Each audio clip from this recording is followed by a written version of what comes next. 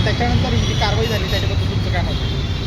आमच्या शाळेमधले शिक्षक कामाला लावले याबद्दल काही आमचं म्हणणं नव्हतं, पण सगळे शिक्षक कामाला लावले याबद्दलचं हे आंदोलन होतं. बरं, असंही नाही की तहसीलदारांना सांगितलं नाही, असंही नाही तहसीलदारांना सांगितलं नाही, असंही नाही शिक्षण अधिकाऱ्यांना सांगितलं नाही, पण तुम्ही सगळेच जर का बहिरे होऊन बसला असाल तर आवाज आमचा कुठंतरी आम्हाला वाढवावा लागेल. आणि तुम्हाला एकच सांगायचं आहे, सगळेजण अन्याय सहन करणार नाही, कुणाला तरी समोर यावं लागेल, कुणाला तरी आवाज उचलावा लागेल, या सिस्टमच्या विरोधात आवाज उचलावा लागेल. आज जन्माच्या प्रमाणपत्रापासून तर मृत्यूच्या प्रमाणपत्रापर्यंत भ्रष्टाचार बोकाळला आहे. या अधिकाऱ्यांना मी बोललेले एवढं जर का झोंबलं असेल तर स्वतःची वर्दी बाजूला ठेवून एखाद्या तहसील कार्यालयामधून एका दिवसामध्ये तुमचा अर्ज मंजूर करून आणावा किंवा तुमचा एखादा विनंती अर्ज रस्त्याचा मंजूर करून दाखवावा. तेव्हा सांगेल की शासन प्रशासन व्यवस्थित काम करतंय म्हणून. तुम्ही व्यवस्थित काम करताय, तुमच्यावर कामाचा लोड आहे, याबद्दल आमचं काहीच म्हणणं नाही, पण तुम्ही आमच्यासाठी आहात, आमचं म्हणणं तुम्ही ऐकून घ्यावं, त्याच्यावर प्रश्न या ठिकाणी तुम्ही मार्गी लावाल, यासाठीचा हा उद्रेक होता.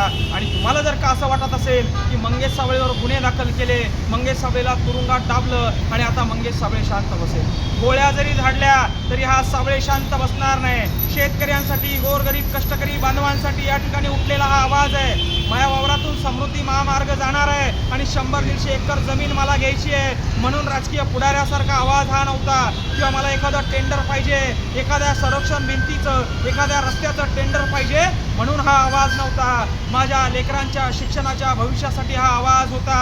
आणि तुम्ही आम्हाला फुकटची रेवडी देऊ नका, तुम्ही आम्हाला फुकटचं ज्ञान वाटू नका, पण आमच्या लेकरांना व्यवस्थित शिक्षण सिस्टम द्या, शिक्षणचा बोजवारा वाजवू नका, यासाठी उठलेला हा आवाज होता, त्यासाठी उठलेला हा उद्रेक होता. एवढंच या ठिकाणी सांगितलं. दाखल झाले याच्यामध्ये काही राजकीय षडयंत्र वाटतं?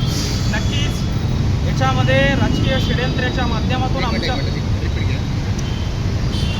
राजकीय षडयंत्र वाटतंय का? नक्कीच राजकीय षडयंत्राच्या माध्यमातून आमच्यावर गुन्हे दाखल करण्यात आले, आमचा आवाज दाबण्याचा प्रयत्न करण्यात आला.